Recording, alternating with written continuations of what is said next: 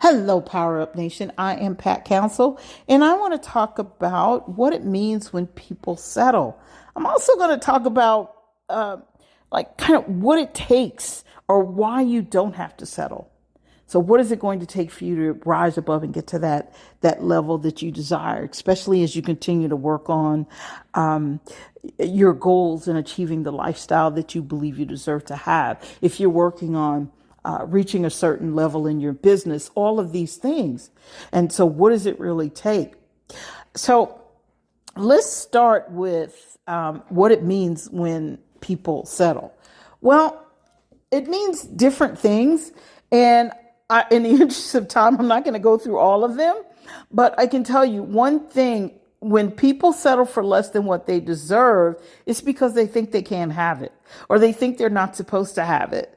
And they think it's for the other person and it's not for them.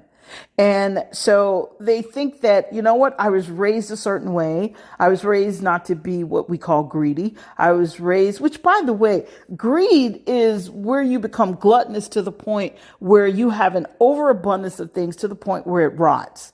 You're not using it. Be it food, cars, whatever. I had there was a real estate client of mine years ago who was that way. And he had more cars than he could ever drive. And the batteries would die in those cars. He actually had to pay someone to come and start all of those cars once a week so that the batteries would stop dying. Well, I kind of thought that was gluttony. Plus, he wouldn't let anyone drive them. So, and this is not, I'm not judging him. I mean, it was his money. Whatever he wanted to do, he could put it in a pile and light a match to his money. But the point, I'm just using that to illustrate a point. We think that we're being greedy, so we settle for less. How do you know you're settling for less? When you perhaps turn on your television and you like to watch and see what's going on with every celebrity out there, and you see their glamorous life, and there's a part of you that wants to have more glamour in your life. You perhaps don't want to be in Hollywood, especially it's a different world apparently.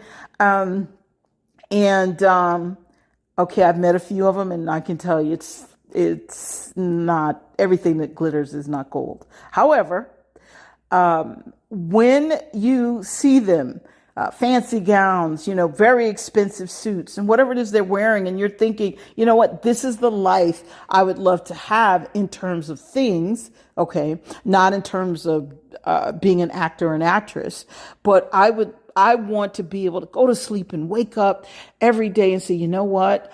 I'm so excited because I have enough money to fund my lifestyle. I have enough money to take care of my family in case if there's an emergency. So you want to have these things, but yet for whatever reason, we convince ourselves that we need to stay in struggle mode. When you convince yourself that you need to stay in struggle mode, you are settling for less than what you deserve. You do not have to settle. And people settle. Unfortunately, this is kind of I want to say a learned behavior. And I'll just speak from my perspective. Now, I wasn't taught to settle for, let's say, to the point where it's struggle mode. I wasn't taught that. However, there were no talks of glamour and being able to buy the kind of car you want and live the kind of way. I was taught to make a living. I was taught you go to college or you go to school, then you go to college, then you get a good job, and so you can make a good living. Okay. Now, I'm not criticizing that. That's what I was taught. No one says, hey, you know what? It'd be great if you started your own business and you can work for yourself and you can control your income. Now, while I make owning a business sound glamorous, it's glamorous and fun if you love what you're doing. But make no mistake about it, it is work. Okay. So with that being said, we're taught to think a certain way. But here's how you know that the thinking or what you've been taught might be a little off. It's a little off if you constantly find yourself dreaming and wishing and hoping for something more.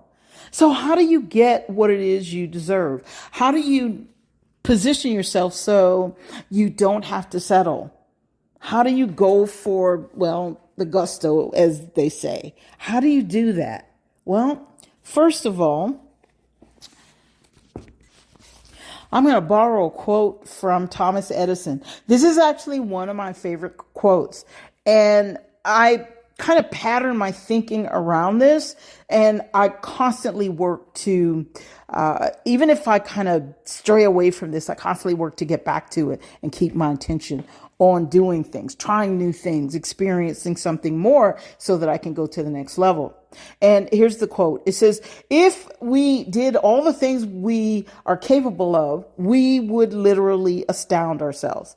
Now, that's what Thomas Edison said. And I've shared this on the podcast before, a few hundred episodes ago. And that's true. So that's how you never settle. You start doing what you're capable of, and you're going to be astounded by the results that you're going to get. And so how do you say, well, how do I even stay on track and do what I'm capable of doing? You have to know what you're capable of doing. You say, well, I don't know until I've done it. And you're absolutely right in some cases. A lot of things that I didn't know I was capable of doing, I actually I astounded myself when I was in the military in basic training. I never thought I'd be firing a weapon. And better yet, I never thought I'd reach the level of expert marksman.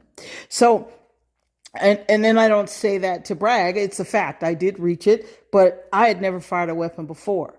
So I learned, it gave me the kind of confidence where I started to realize that, wait a minute, not only can I do this, if I can learn to do this, there are a lot of other things I'm capable of doing.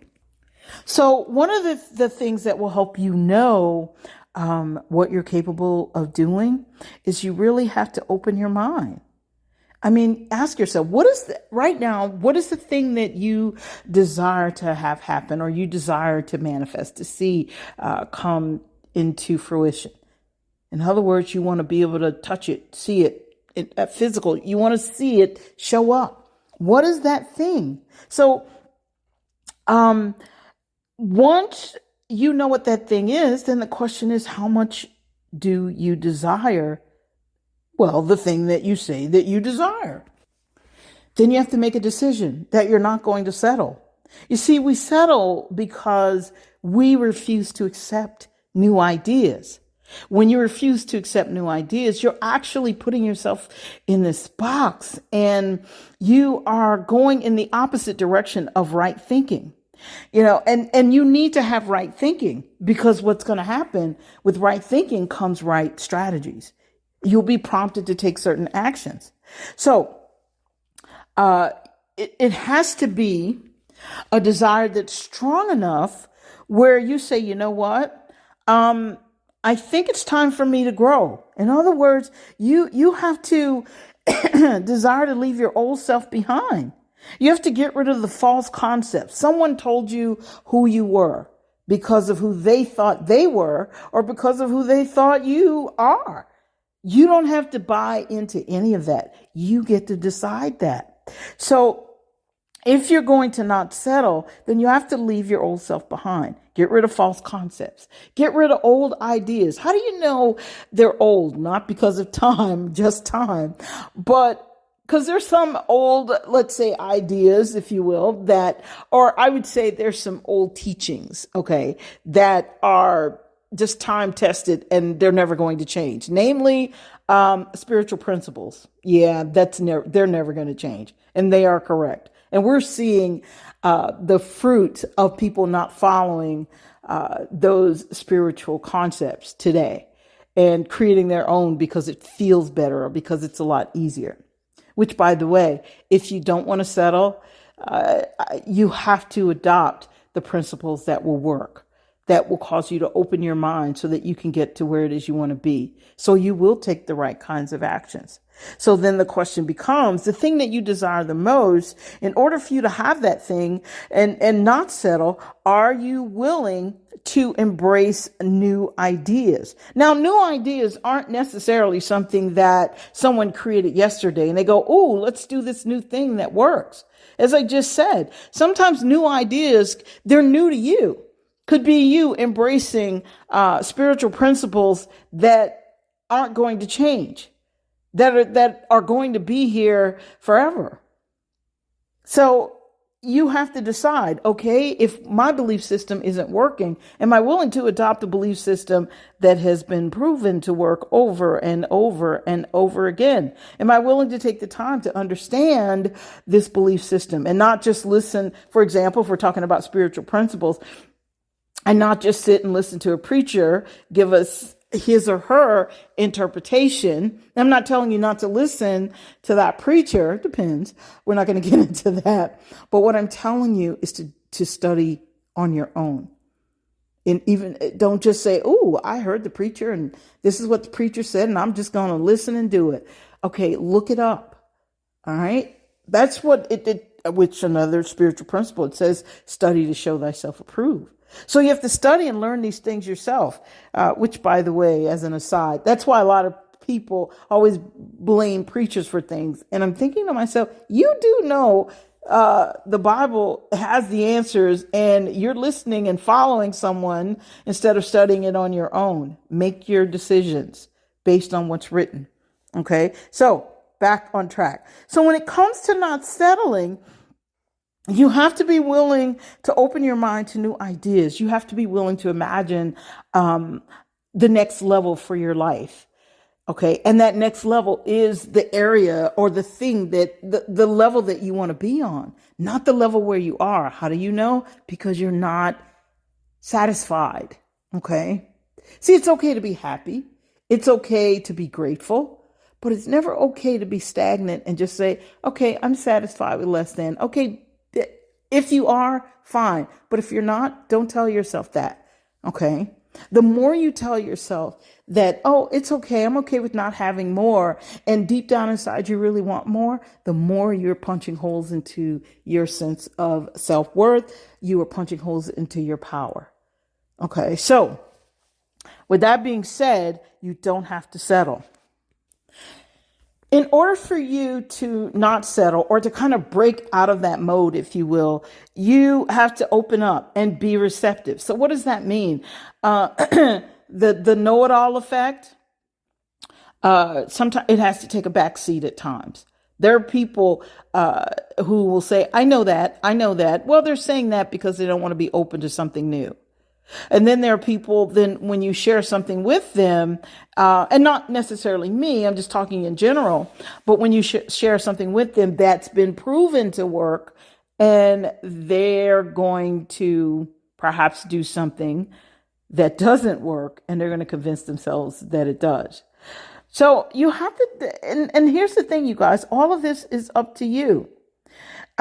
Any grudges, if you want to go to the next level, you can't just look at someone else and go, oh, they think they're better than me. Oh, they don't deserve that. Or how did they get that? Oh, they're so lucky. Okay. These are all forms of jealousy. These are forms of resentment. And as a result, that's a sign that you are settling. You don't have to settle. You can make a decision. Okay.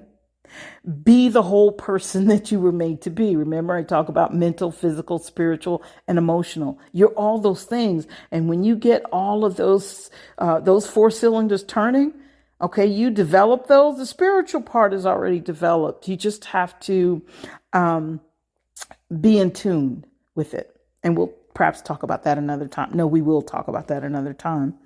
But you don't want to spend time with resentment and casting unnecessary judgments on people because you are, well, a little bit jealous. Okay.